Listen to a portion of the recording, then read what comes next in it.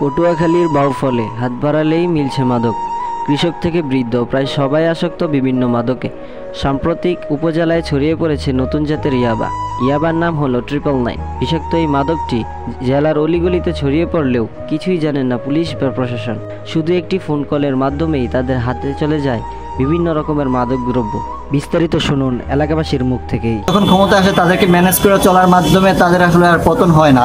তারা সব সময় আসলে রাজত্ব করে যাচ্ছে। কিশোর কিশোরী বয়সী যারা আছেন তারা আসক্ত হয়ে পারিবারিক কলহল তৈরি হচ্ছে। সম্প্রতি সেই পালে হাওয়া দিয়েছে নতুন ইয়াবা 999। বিষাক্ত এই মাদকের ছড়াছড়ি গোটা বাউফলে। দাম কম ও সহজলভ্য হওয়ায় আসক্ত হয়ে পড়ছে তরুণ সমাজ। এদিকে কিছুই জানেন না আইন প্রশাসন। এই ধরনের কোনো বিষয়গুলো আমাদের নজরে এখন আসে নাই। ইয়াবার উপরে 3টা লাইন, আগে তো অনেক WB বা এই ধরনের লেখা থাকতো, ওয়াই লেখা থাকতো, এখন 3টা লাইন লেখা আছে।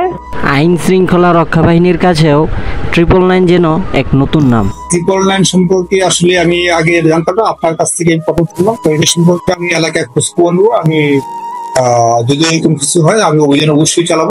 মাদকের বয়াল থাবা থেকে তরুণ সমাজকে রক্ষায় কঠোর নজরদারির দাবি সচেতন মহলের। ইউসুফ আহমেদ, সুফ টিভি।